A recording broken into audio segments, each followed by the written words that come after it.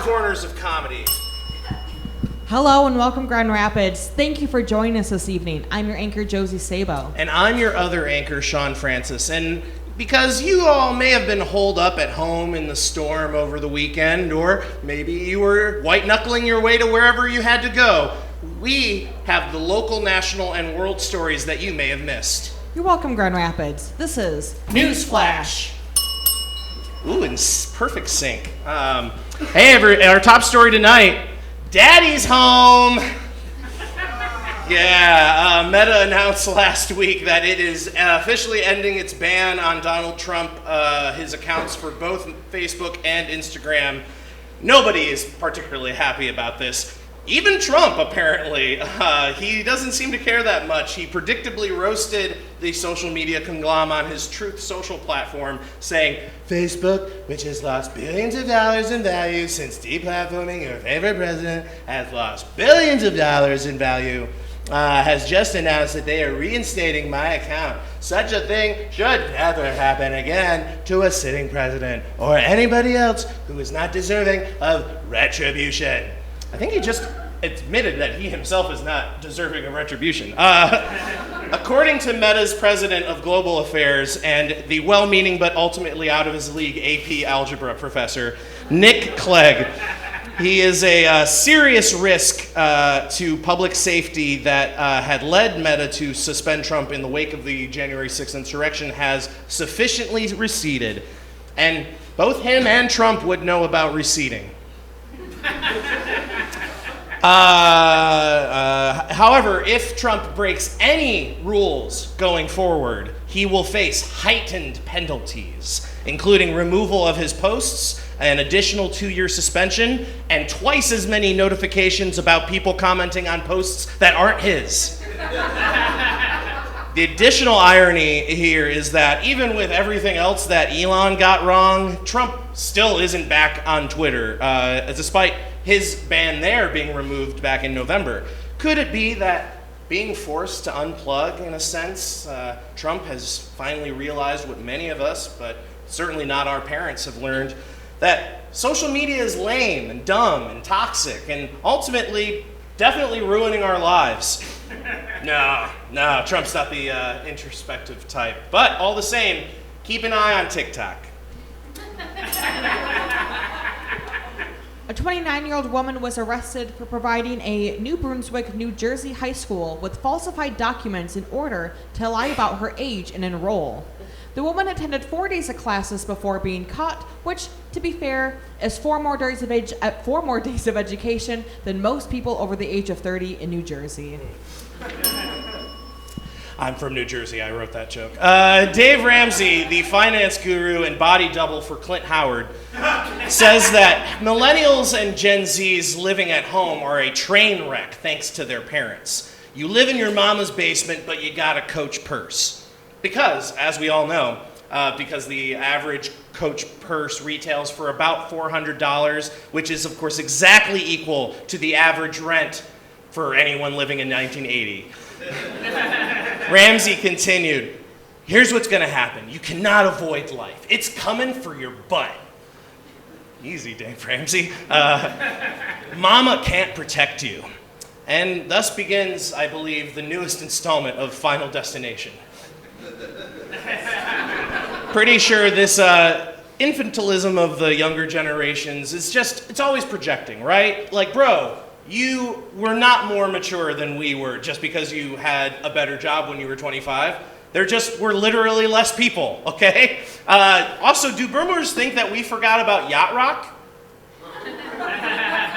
Just spending all their disposable income to live like coked out pirates and listen to smooth jazz, and they think we're stunted because we go to Comic-Con a couple times a year? I don't know. We have a scant few vacation days to break up this endless drudgery of shit jobs, and you got all doped up at Woodstock and decided to treat Wall Street like a game of Candy Crush. So, take that, damn Dave Ramsey. A group of retirees is suing Amway's parent company, Alticor Inc., alleging the company mismanaged their retirement plans, offered investment options with unusually high fees, and failing to remove underperforming funds or explore less costly, better performing alternatives.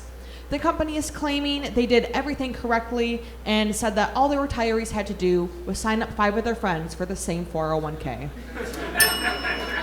Andrew Tate, aka the darkest timeline Babish, sent an email describing his living conditions to the subscribers of his newsletter, which I imagine everyone who subscribes to that newsletter, upstanding citizen who still checks email newsletters. You know, they got something to read with their morning protein shakes. As a reminder, Tate is currently in Romanian jail where he is being held on charges of rape, human trafficking, mic drop on rape, organized crime, and the worst of all, attempting to dunk on Greta Thunberg on Twitter. So, in the email, Tate describes being thrown in a cell without light. Cockroaches, lice, and bedbugs are my only friends at night. When the guards bring me to and from the courtroom, I stay absolutely respectful. They try to pour hatred into my heart. All right, let's break this down a little bit. First of all, Tate has no reason to be afraid of lice.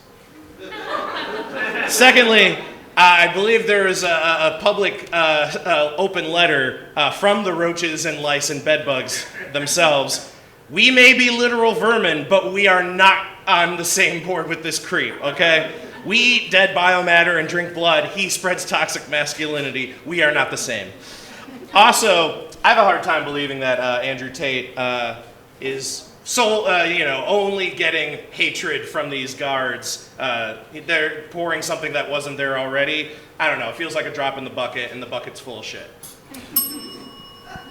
The world's worst McDonald's, located in Ottawa, Canada, is set to close this year. Yeah, very sad news. The store was located in an area that would often have drunk tourists coming in to wreak havoc. Through the years, there were several reports of fights as well as wild animals loose in the store. Sometimes at the same time as there was a police report on a man who pulled out a baby raccoon out of a sweater to properly land a punch. I thought that was made up, and then I Google imaged that to try and make the image, and it actually happened. That's true. That's what happened, yeah. Needless to say, even the happiest meal out of that kitchen could not fix the issues going on in the dining area, unless they started including worms, bugs, and refuse. I mean, more than the usual amount anyway. The Taco Bell on Michigan Street will be sending the Ottawa McDonald's a bouquet of flowers to pay respects to their brother in arms and accept their crown. Speaking of garbage we put in our body, the Sazerac company, the makers of Fireball, have come under Fireball. Legally speaking, the lawsuit and settlement claim regarding misleading labels, specifically the mini bottles of Fireball that are sold in gas stations and other fine establishments for about 99 cents a piece. Apparently, these smaller versions, unlike the regular size portions, don't actually contain any whiskey. Instead, they consist of a mix of malt beverage, wine, and whiskey flavor. They do, however, contain 100% of the poor decisions of the original. To explain the difference, the company is going to hire spokesperson Jessica Simpson to use her infamous chicken of the sea analogy to explain what's happening here. In other news, it turns out that mini M&Ms don't have real chocolate either, but we don't want to disclose what the real ingredient is for your own safety. Sorry. Speaking of M&Ms, the discourse surrounding the animated mascots for Mars Inc. has reached a new fever pitch, hot enough to melt them in your mouth or your hand. As you may remember, many were outraged because they changed the green one's shoes to be less sexy. Yes. And now, shortly after the recently introduced purple M&M, which is meant to represent inclusivity and acceptance, has now backfired immensely as right-wing commentators rage against these anthropomorphic cartoon candies like they're a thing that even matters. Right. Now, in a recent social media post, they said they're removing the characters altogether and replacing them with actress and former SNL cast member Maya Rudolph. Is it possible this is all just manufactured outrage in preparation for a Super Bowl ad starring Miss Rudolph? I mean, almost definitely. And we're playing into it, just like Mommy and Daddy Mars and Murdoch want us to. Just tell us which mascots we're allowed to imagine having sex with and leave us alone, said Tucker Carlson. Probably. A fisherman in Chippewa County was rescued from an ice floe earlier this month. The man was ice fishing on the St. Mary's River when he was detached the ice that he was standing on became an ice floe heading straight for shipping channels. The local sheriff's team used hovercraft and drones to rescue the man. It apparently took them about a half a dozen attempts before they finally succeeded because the neighbors continually kept shooting at the drones thinking they were being spied on. The National Academy of Sciences has published a study revealing that sea spider anuses may hold the key to organ regeneration. Now, they don't say exactly how they figured that out, and frankly, I don't really care. I don't need to know that. Nope. I imagine this is one of the many scientific discoveries where the real story is probably the incidental result of a night of drunken bad decisions, much like the person who discovered looking toads. Hopefully, though, this most recent example doesn't occur in quite the same way. Right, yep.